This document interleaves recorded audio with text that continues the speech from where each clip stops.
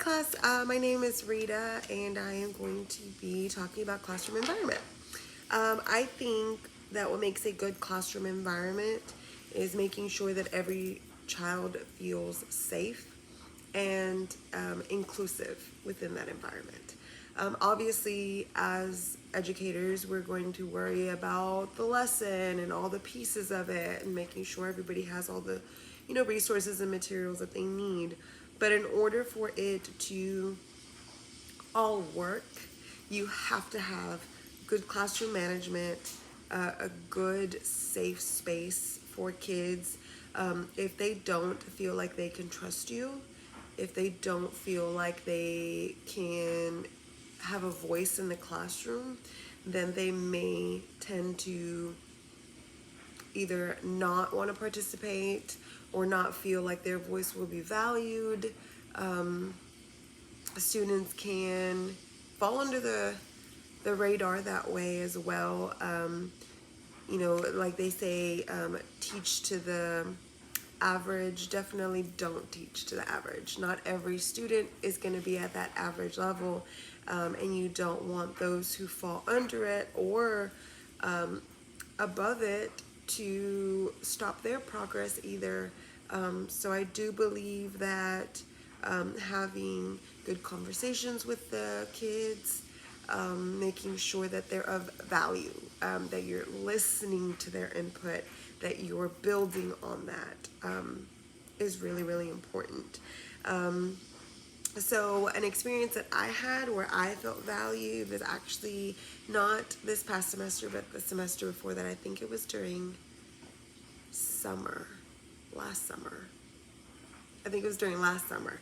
I had Professor Dival, and if you haven't had the privilege of having Professor Dival, I suggest that you do.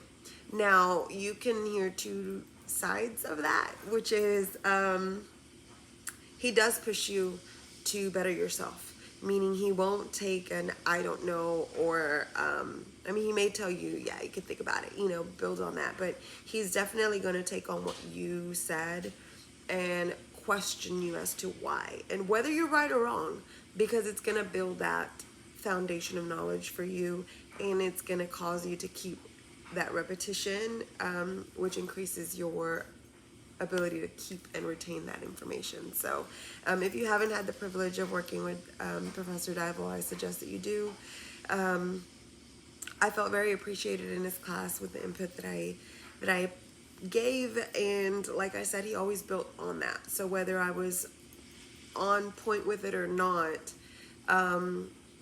he made me think about the process. And so his class, I believe, was also classroom management, was a very good classroom to have. A lot of the expectations that I thought that I was ready for as an educator, because I worked at a school, definitely made me think twice about, okay, is that really what I want to be doing in my classroom? So again, a really good professor to have, really good class to take. Also, the reason it was so memorable is because I don't consider myself an average student. I obviously also work, and so I'm a full-time paraprofessional at a district. I am a full-time mom. I'm a full-time single parent, and that has a lot of responsibility also, as far as like a half-time student.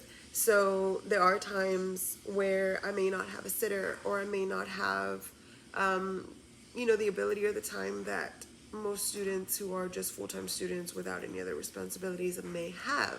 And he made it memorable for me because he allowed me to bring my daughter one day, and it could have been a very simple, she sits in the back and she's quiet kind of experience, and he didn't do that for us. He pulled her to the side.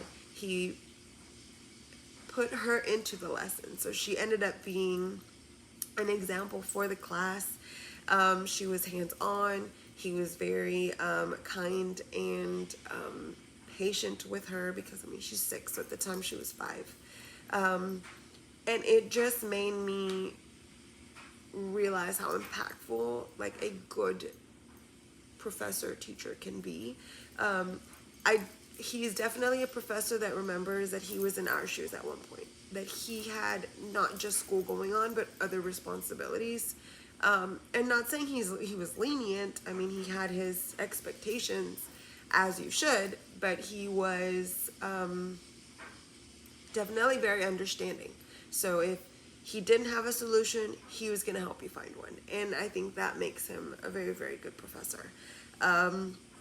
So I would actually probably implement that into welcoming ELLs into my classroom. I want my ELLs to feel the way that I felt with Dr. Dybel, which is that I was seen, that I was listened to, that my voice mattered, that I could build on their prior knowledge to either teach to or to just expand everybody else's perspectives, because everybody brings value, even if it's not in an educational aspect. I'm sorry, my throat. So I think my main goal for ELOs from the get-go is just making sure that they are welcome. And I know we all say that, but to fully understand the culture that they're bringing into, because my understanding and the way that I see the world and the culture that I see can be very different from how their culture is. And so I think my job as an educator is definitely going to be